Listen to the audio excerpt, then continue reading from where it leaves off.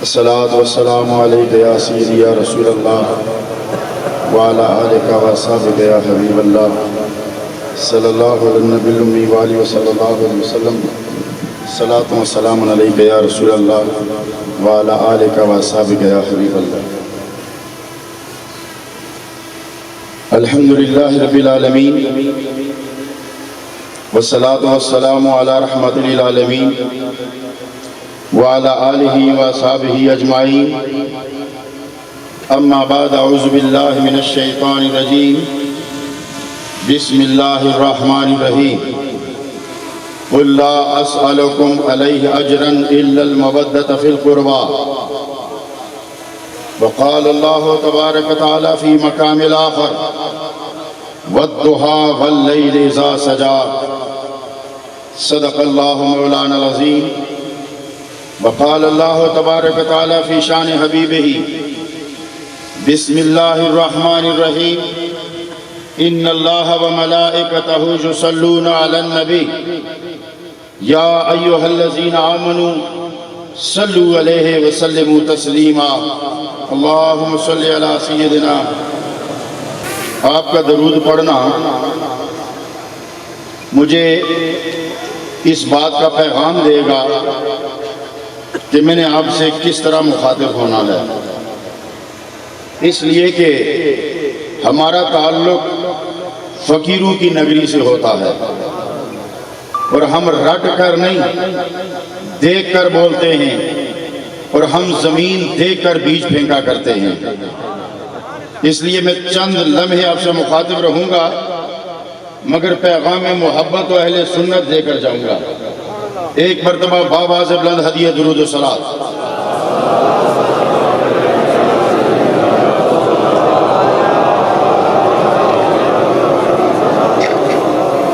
میں اپنے سارے عنوان کو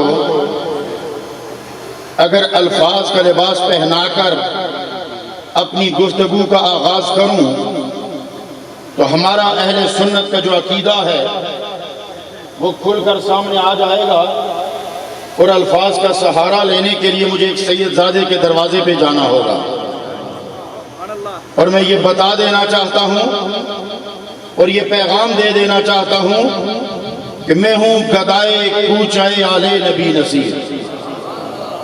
توجہ رہے، میں ہوں گدائے کوچے آل نبی نصیر، دیکھے تو نعرے جہنم مجھے لگا کے ہاتھ۔ یہ درگاہ ہے، یہ فقیروں کا آستانہ ہے، یہ سید اکرام شاہ اور سید اکرم حسین شاہ، سید نور حسین شاہ کی وہ نگری ہے جہاں سے حق کا پیغام اور محبت کی سوغات تقسیم کی جاتی ہے۔ میں حق کی بات کروں گا اور اہل سنت کا عقیدہ بیان کروں گا۔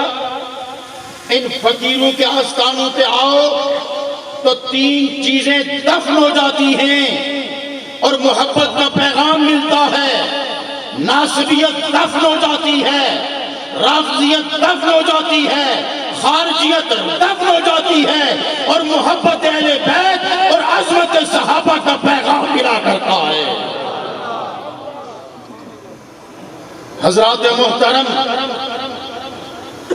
اہل بیت کے لیے اور آل رسول کے لیے خود رب کائنات فرماتا ہے، قل، مجھے پتہ ہے محبوب تو نہیں کہے گا، لہذا میں کہتا ہوں کہ قل۔ اور میری گفتگو توجہ سے سنیے گا، بھڑکوں والے جملے نہیں ہوں گے، سرسری پیغام نہیں ہوگا، جو بات کروں گا حق کی کروں گا، ٹھوک کے کروں گا، دلائل کے ساتھ کروں گا۔ حضرت کیا سمجھتے ہو بارگاہ اہل بیت کو؟ کیا سمجھتے ہو دروازہ علی کو؟ کیا سمجھتے ہو جھونپڑی فاطمہ کو؟ کیا سمجھتے ہو مقام حسین کو؟ کیا سمجھتے ہو مقام حسن کو؟ کیا سمجھتے ہو مقام امام زین العابدین کو؟ لیکن یاد رہے کہ جو صحابہ کی غلامی کا دعویٰ کرتا ہے وہ اہل بیت کے در سے دور نہیں ہو سکتا، اور جو اہل بیت سے محبت کرتا ہے وہ صحابہ کا باقی نہیں ہو سکتا. فرمایا کل میرے حبیب کہہ دے. میں اب یہ جملوں پر توجہ کیجئے منور شاہ صاحب. کل اب توجہ رہے, میرے کہنے پر کہہ دے. علماء تشریف فرما ہے, وکلاء تشریف فرما ہے, جامعات کے لوگ تشریف فرما ہیں, سیاستدان تشریف فرما ہیں. یہ فقیر بولے گا تو یونیورسٹی والوں کو بھی مطمئن کرے گا, یہ فقیر بولے گا تو حکومت والوں کو بھی مطمئن کرے گا, یہ فقیر بولے گا تو درس گاہوں والوں کو بھی مطمئن کرے گا, یہ فقیر بولے گا تو درگاہ والوں کو بھی مطمئن کرے گا. ہم دنیا کے ہر پہلو کو خوب اچھی طرح سمجھتے ہیں کہ علم کسے کہتے ہیں, دانش کسے کہتے ہیں, اقتدار کسے کہتے ہیں, اختیار کسے کہتے ہیں, وفا کسے کہتے ہیں, اور محمد اور آل محمد کی غلامی کسے کہتے ہیں. ارے اقتدار کا پجاری تو یزید بھی تھا. تو سنیے پھر, آل رسول اور اقتدار کے پجاریوں میں یہی فرق ہوتا ہے کہ آل رسول اقتدار کو ٹھوکر پہ رکھتے ہیں اور دنیا والے اسے سر پہ رکھتے ہیں. حسن نے اقتدار ٹھوکر پہ رکھ کے دے. قُلْ لَا أَسْأَلُكُمْ عَلَيْهِ أَجْرًا, کہہ دے میرے حبیب کہ جو کچھ بھی میں نے تمہارے لیے کیا. اب میں پہلے یہ بتانا چاہتا ہوں میرے آقا نے کیا کیا. ارے دنیا میں آئے تو امت کا غم, جوانی آئی تو امت کا غم, تنہائی آئی تو امت کا غم, سجدے میں گئے تو امت کا غم, سدرا سے نکلے تو امت کا غم, پلٹ کر آئے تو امت کا غم, قبر میں گئے تو امت کا غم. اب میرا نبی کہتا ہے اس کے بدلے میں مجھے کچھ نہیں چاہیے, صرف میری آل سے محبت بھی کرو, محبت بھی کرو. توجہ چاہوں گا. عرض کی گئی یا رسول اللہ, رب کا حکم آ گیا ہے, قُلْ لَا أَسْأَلُكُمْ عَلَيْهِ أَجْرًا إِلَّا الْمَوَدَّةَ فِي الْقُرْبَى. تو بتائیے, اب علماء توجہ فرمائیں, وکلاء توجہ فرمائیں, دانشوران عصر توجہ فرمائیں, کرتاس و قلم سے یاری رکھنے والے توجہ فرمائیں. عرض کی گئی یا رسول اللہ, وہ کون ہیں جن کی محبت ہم پر واجب کر دی گئی, اور واجب کا ازالہ تب تک نہیں ہوتا جب تک تسلیم کر کے سجدہ صاف نہ کر دیا جائے. وہ جو ہے منور شاہ صاحب, واجب کا ازالہ سجدہ صاف کرو گے تو نماز مکمل ہوگی, ورنہ نماز مکمل نہیں ہوگی. تو اس کا مطلب یہ ہے کہ اگر اہل بیت کی محبت واجب ہے تو پھر بے ادبی کے بعد جب تک توبہ کر کے اس در پہ نہیں جھکے گا, تیرا ایمان ہی قبول نہیں ہوگا. تو کون ہے سرکار؟ عرض کی گئی یا رسول اللہ, وہ کون ہے؟ آپ نے کہا وہ علی ہے, وہ فاطمہ ہے, وہ حسن ہے, وہ حسین ہے. اب میں آپ کو مزے کی بات سنانا چاہتا ہوں, اور علماء اہل سنت توجہ فرمائیں. ہم 4 کے بھی ماننے والے ہیں, 5 کے بھی ماننے والے ہیں. ہماری گلہ سمجھ آنی ہے نا, تو گلہ سمجھ آن تو تھوڑا ہمارے نال ٹورسو. ہم کون ہیں؟ 4 کو بھی ماننے والے, 5 کو بھی ماننے والے. اب علامہ توجہ رکھیے گا, 4 اور 5 کو جمع کرو تو بنتے ہیں 9, بنتے ہیں 9. اب 9 کو جس سے بھی ضرب دو گے نا, جو جواب آئے گا اس کو اکٹھا کرو گے تو پھر 9 بنے گا. منور شاہ صاحب توجہ رکھے, پھر 9 بنے گا. اور 9 وہ عدد ہے کہ اس سے تو اعداد نکل سکتے ہیں, یہ کسی سے نہیں نکلتا. جو ہے اس سے اعداد نکل سکتے ہیں, یہ کسی عدد سے نہیں نکلتا. 8 اس سے نکل سکتا ہے, 8 سے 9 نہیں نکل سکتا. تو 5 کے بھی ماننے والے ہیں, 4 کو بھی ماننے والے ہیں. ان کو جمع کرو تو بنتا ہے 9. اور 9 وہ فگر ہے کہ جس کے بعد پھر پہلے پہ آنا پڑتا ہے, آگے نہیں کوئی نکل سکتا. پھر پہلے پہ آنا، اگر 10 لکھنا ہے تو پھر 1 لینا ہوگا، 7 صفر ملانا ہوگا، 9 سے آگے کوئی عدد ہی نہیں ہے، تو 5 اور 4 کو جمع کرو تو بنتا ہے 9۔ تو ہم 4 کو بھی مانتے ہیں، 9 کو بھی مانتے ہیں، مگر ان میں ایک وہ ہے جو 4 میں بھی ہے، 5 میں بھی ہے۔ وہ جو ہے جو 4 میں بھی ہے، جو 5 میں بھی ہے، نام اس کا علی ہے، نام اس کا علی ہے۔ جو 4 میں بھی ہے، جو 4 میں بھی ہے، جو 5 میں بھی ہے، نام اس کا علی ہے۔ تو میں کہا کرتا ہوں، ارے جسے علی جوڑے اسے کون توڑے؟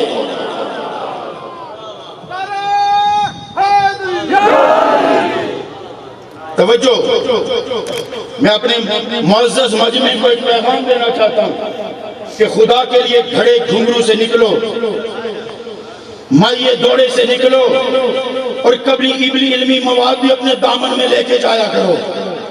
اب ایک سوال اور اٹھانے لگا ہوں،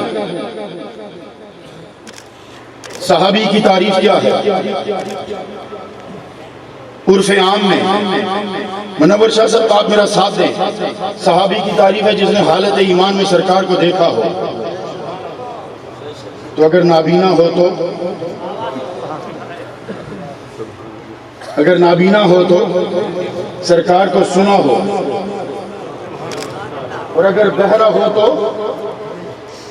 اگر بہرا ہو تو سرکار سے ملا ہو، اگر لنگڑا ہو پاس نہ آیا ہو تو مجلس میں آ گیا، ایمان قبول کر لیا اور مل نہ سکا، اب وہ صحابی ہے؟ کوئی مفتی نہیں کہہ سکتا وہ صحابی نہیں۔ ہاتھ دست بوسی بھی نہ کر سکا، آواز بھی نہ سن سکا، دیکھ بھی نہ سکا، صرف مجلس میں آیا، محسوس کیا نبی کی مجلس ہے، ساتھ والے کو گواہ کر کے کلمہ پڑھ لیا، وہ صحابی بنا۔ کیوں بنا؟ ارے ملا تو نہیں، سنا تو نہیں، دیکھا تو نہیں، مگر اس مجلس میں آیا کہ نبی کو چھو کر جو ہوا گزر رہی تھی اسے چھو کے گزر رہی تھی، جو صحابی بن گیا۔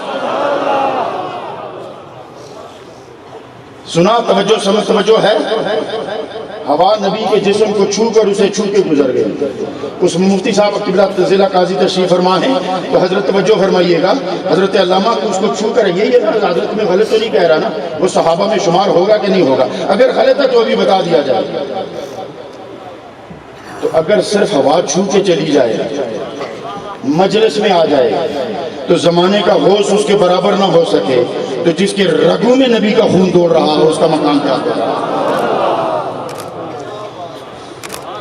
سمجھ آئی کہ نہیں؟ صرف ہوا لگنے سے اگر یہ مرتبہ ملتا ہے تو جس کے جگر بدن میں نبی کا خون دوڑ رہا ہو اس کا مقام و مرتبہ کیا ہوگا؟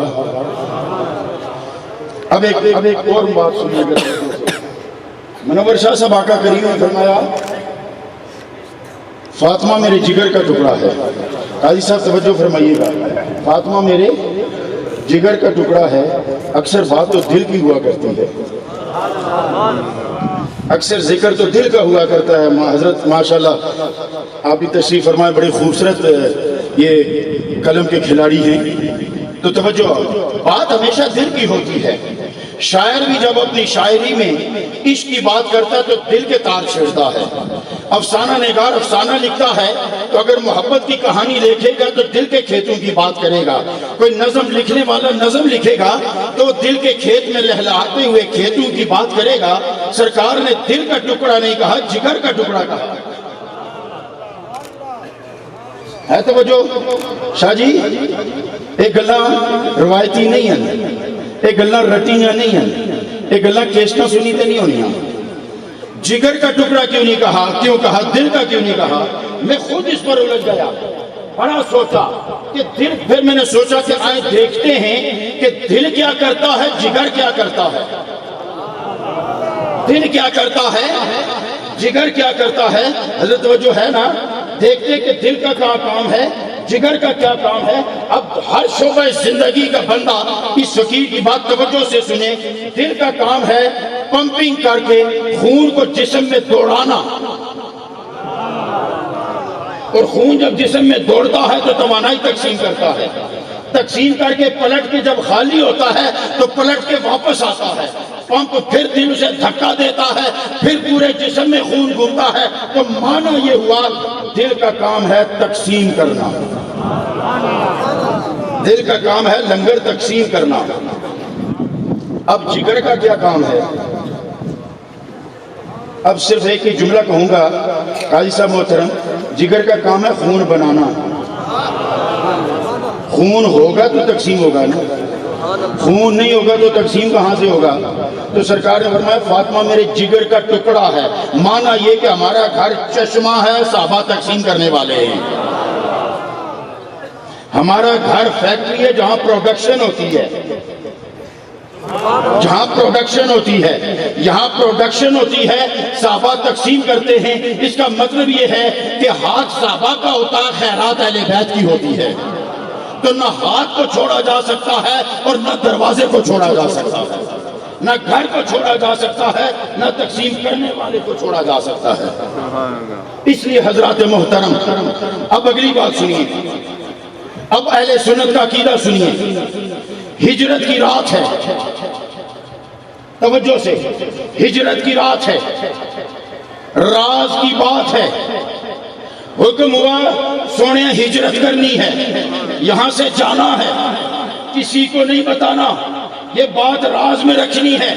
آج رات مکہ چھوڑ کے میرے سونے مدینے چلے جا، کسی کو نہیں بتانا، اگر بتانے کے قابل ہیں تو وہ دو ہیں، ایک کا نام علی ہے، ایک کا نام عمر ابو بکر صدیق ہے۔ اچھا جب ہجرت کی رات آئی تو آقا کریم نے فرمایا علی یہ میری امانتیں ہیں، اور سنیے شاہ جی توجہ رکھنا، آقا کریم کے دو لقب جن کو کفار بھی تسلیم کرتے تھے، ایک صادق اور ایک امین۔ صادق کا تعلق صداقت سے ہے، امین کا تعلق امانت سے ہے، اور امانت حوالے کی صدی علی کے کہ علی یہ امانتیں بانٹنی ہیں اور کل تقسیم کر کے آ جانا، امانتوں کا اتنا فکر کیوں ہے یا رسول اللہ؟ جو آپ کی جان کے در پہ ہیں، آپ ان کے مال کی اتنی رکھوالی کیوں کر رہے ہیں؟ جواب آیا تاکہ یہ نہ کہیں کہ یہ امانتوں جس پر ہم نے اعتبار کیا تھا وہ ہمارے اعتبار کو ٹھوکر لگا کے چلا گیا، اس لیے میں اپنے اب توجہ، میں اپنے اعتبار کو قائم رکھنے کے لیے علی کو اپنا جانشین بنا رہا ہوں، اپنے اعتبار کو قائم رکھنے کے لیے علی کو جانشین بنا رہا ہوں۔ کیا کیا کہ اے علی میرے بستر پر لیٹ جاؤ۔ اب مجھے سچ بتائیں، اس رات وہ بستر نبوت تو تھا، لیکن ظاہری حالات میں بستر نبوت بظاہر کم، بستر مرگ زیادہ تھا، کیونکہ تلواریں بے نیام ہو چکی تھی، نیزے زہر آلود ہو چکے تھے، برچیاں نکلی ہوئی تھی، اور نشانہ باز نشانے لگا کر تاک میں بیٹھے ہوئے تھے، اور بستر مرگ چاروں طرف سے وہ بستر نبوت گھیرا ہوا تھا۔ اور علی فرماتے ہیں کہ ہر رات میں ڈر کے مارے سوتا نہیں تھا کہ کیا پتا صبح اٹھ سکوں نہ اٹھ سکوں، کیونکہ نیند آدھی موت ہے، پتہ نہیں موت آ کے مجھے پکڑ لے اور میں صبح نہ اٹھ سکا، اس ڈر سے مجھے نیند نہیں آتی تھی۔ لیکن اس رات میں بستر نبوت پر جو تلواروں نیزوں کی زد میں تھا، اتنے سکون سے سویا کہ کبھی نہیں سویا، اس لیے کہ نبی نے کہہ دیا تھا علی اٹھنا بھی ہے، امانتیں بانٹنی بھی ہے، علی اٹھنا بھی ہے، امانتیں بانٹنی بھی ہیں۔ اتنا اعتبار کرنے والی ذات کو علی کہا جاتا ہے، اور ابو بکر کو کہا تو نے میرے ساتھ راستے میں جہاں کٹھن جگہ آتی ہے، مشکل جگہ آتی ہے، ابو بکر سرکار کو اٹھا لیتے ہیں۔ تو اس کا مطلب یہ ہے کہ جو نبی کو اٹھائے وہ ابو بکر کہلاتا ہے، جو نبوت کو اٹھائے وہ علی کہلاتا ہے،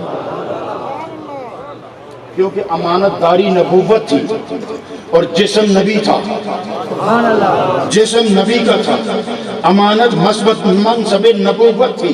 تو اس کا مطلب یہ ہے کہ جو بار نبوت کی امانت داری کرے وہ علی کہلاتا ہے، جو وجود نبی کی پہرے داری کرے وہ صدیق اکبر کہلاتا ہے۔